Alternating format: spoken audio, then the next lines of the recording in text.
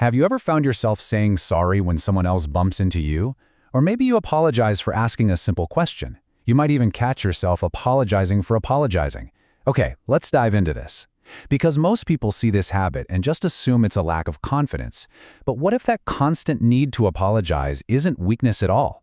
What if it's a highly advanced, deeply ingrained psychological survival mechanism?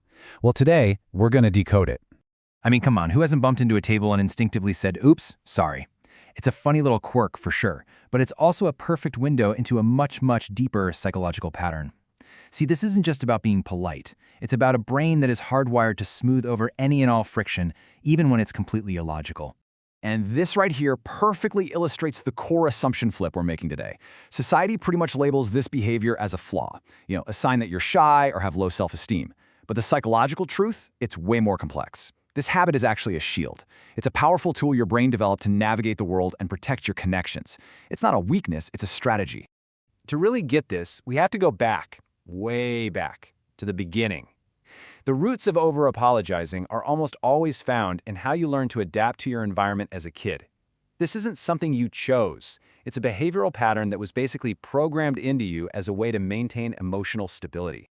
Psychology actually has a term for this. Many people who over-apologize grew up as the easy child. Now, what's really interesting here is the word sensitive. You weren't just a quiet kid. No, you were highly attuned to the emotional temperature of the room. If you sensed even a little bit of stress or tension, you instinctively knew how to make yourself smaller to avoid adding any more pressure. So you learned very, very quickly that being cooperative and low demand, that was the key to keeping things peaceful. You became an expert at reading situations and adjusting your behavior on the fly to prevent anyone from getting upset.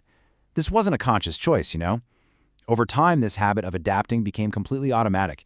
It became your brain's default setting for social interaction. And here it is. This is the crucial point that gets burned into your subconscious. Because being quiet and helpful led to peace or maybe praise, your brain learned a very strict rule. Your safety and your lovability are conditional. They depend on you providing value to others while causing absolutely zero problems. Your worth became tied to your function. So, how does this all build into adulthood? Well, that childhood blueprint is what creates the apology reflex you have today. Every sorry isn't just a word. It's your brain activating an old, protective program, a program designed to make sure you remain accepted and connected to the people around you.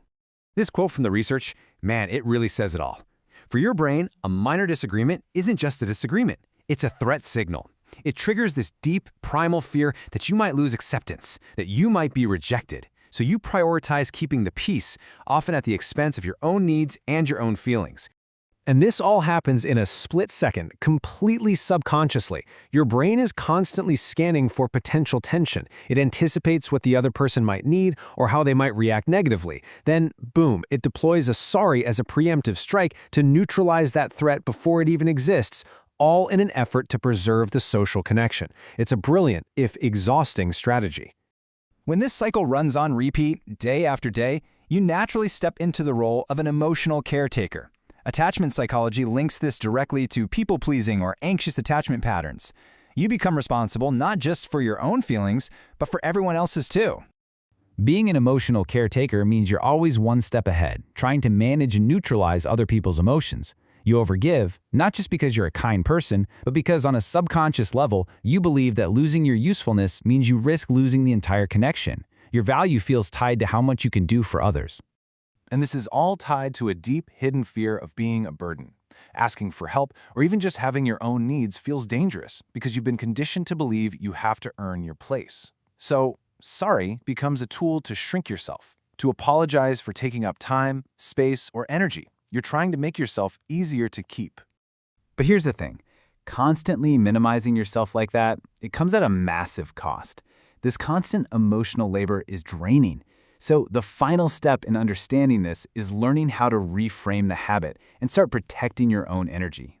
The entire pattern of people-pleasing, of over-apologizing, it's not about you being weak. It's about a deep, rational fear of being rejected that was formed way back when you learned that love and safety were conditional.